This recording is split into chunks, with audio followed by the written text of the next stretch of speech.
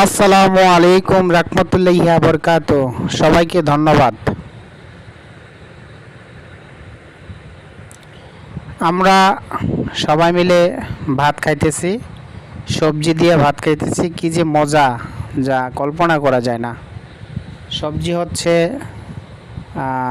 মাছ ভাজি আর ভেন্ডি ভাজি, আর আছে কাঁঠালের বিচির ভর্তা। আর একটা সবজি আছে মিষ্টি কুমড়া আর মুগি কচু একসাথে।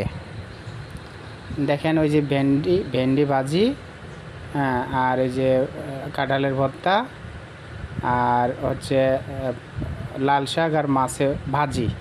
খুব সুন্দর একটা রেসিপি, খুব ভালো লাগে খাইতে। এই রেসিপিটা একেবারে পিওর একটা খাদ্য, যা মন চায় ভাত মন